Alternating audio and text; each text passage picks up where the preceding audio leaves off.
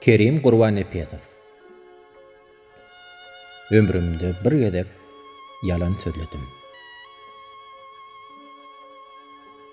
Ömrümde bir gezek yalan sözledim. Bağışla köşegim, bağışla meni. Nädip ağlamaýyn sana dözmedim durmuşda hemme zat bolýan ekeni. Onu ýaşajykdyň, dil vetip ýaňy, zordan onu muny sorap bilýädiň. Bir zat diýse eje qaqaňy gyýgyryp gapydan aglap gelýädiň.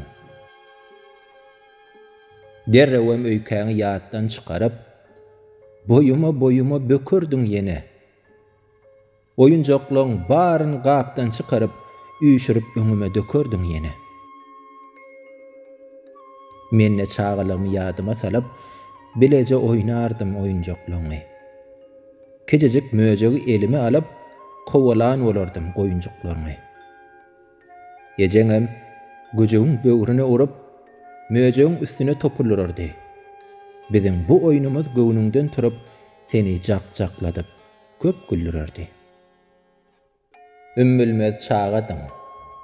Bütün dünýäni susil alaýsa-da habaryň ýokdy. Sen bagtyn üstüne turýan gowwany saýgarara aklyň ýetişen okdy.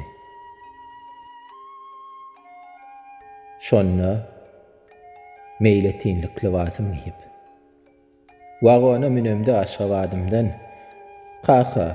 Qaqa nirä gitýärsiň diýip, gözleriň sykanyň çykmaz ýadymdan. Seni köşeşdirmäň alajyn tapman daýyňlara diýip ağlapdym şonna.